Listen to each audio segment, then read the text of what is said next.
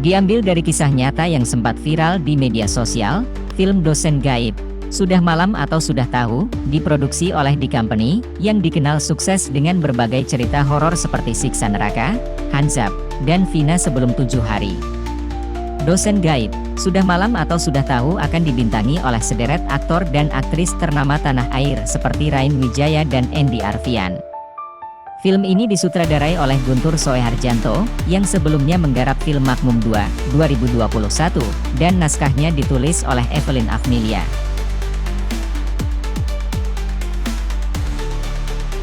Film ini mengisahkan teror mencekam yang dialami oleh 4 mahasiswa di sebuah kampus akibat rumor tentang dosen gaib bernama Pak Bakti. Sosok Pak Bakti digambarkan sebagai dosen yang galak dan penuh misteri, konon memiliki kemampuan gaib dan sering memberikan nilai jelek tanpa alasan yang jelas. Kisah dimulai saat 4 mahasiswa, yaitu Amelia, Emir, Maya, dan Fatah, dinyatakan gagal dalam mata kuliah Pak Bakti dan diwajibkan mengikuti kelas semester pendek. Pada awalnya, mereka mengikuti kelas seperti biasa tanpa kecurigaan. Namun, suasana berubah drastis ketika salah satu mahasiswa menerima pesan bahwa kelas dibatalkan oleh dosen. Kecurigaan semakin kuat ketika serangkaian teror muncul, mengakibatkan korban tewas dalam kejadian tragis tersebut. Apakah mereka bisa lepas dari teror tersebut?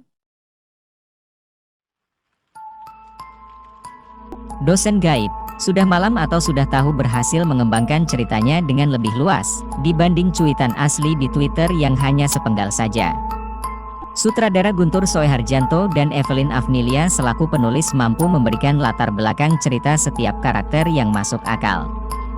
Hal tersebut menambah rasa empati penonton terhadap apa yang terjadi kepada karakter-karakter di film ini, walau film ini jauh berbeda dari kisah aslinya di thread, Dosen Gaib, Sudah Malam atau Sudah Tahu tetap memegang benang merah kengerian dari penampakan dosen. Wujud hantu dalam film ini juga sukses merepresentasikan cerita horor, dosen gaib, di Twitter, yakni sosok yang tinggi dan besar.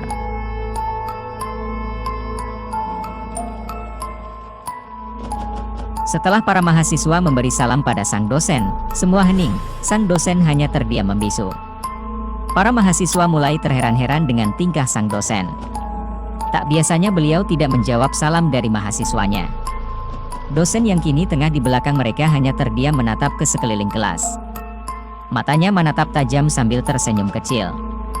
Kelas masih sunyi, ada pun mahasiswa yang mulai tampak mengantuk dan ada pula yang mulai membaca buku pelajarannya.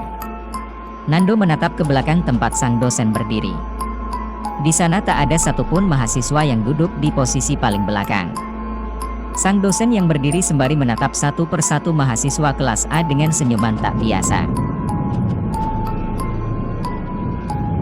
Ketua kelas, Nando menatap ke arah depan kelas kembali. Ia mulai merasa aneh dengan si dosen. Jika diperhatikan sang dosen tampak lebih putih dari biasanya, lebih pucat tepatnya. Senyumnya pun agak menakutkan, dan matanya lebih sipit ketika tersenyum. Tiba-tiba Nando merasa merinding sendiri.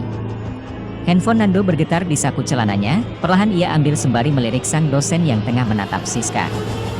Terlihat sebuah pesan singkat dengan nama yang membuatnya terkejut. Sembari melirik-lirik Pak Arif yang ada di depan kelas, ia membuka pesan tersebut. Dia baca lamat-lamat pesan yang membuat jantungnya mulai berdetak sangat kencang. Film ini mengisahkan teror mencekam yang dialami oleh 4 mahasiswa di sebuah kampus, akibat rumor tentang dosen gaib bernama Pak Bakti. Sosok Pak Bakti digambarkan sebagai dosen yang galak dan penuh misteri, konon memiliki kemampuan gaib, dan sering memberikan nilai jelek tanpa alasan yang jelas. Kisah dimulai saat 4 mahasiswa, yaitu Amelia, Emir, Maya, dan Fatah, dinyatakan gagal dalam mata kuliah Pak Bakti dan diwajibkan mengikuti kelas semester pendek. Pada awalnya, mereka mengikuti kelas seperti biasa tanpa kecurigaan. Namun, suasana berubah drastis ketika salah satu mahasiswa menerima pesan bahwa kelas dibatalkan oleh dosen.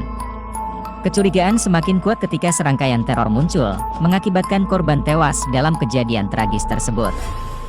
Apakah mereka bisa lepas dari teror tersebut?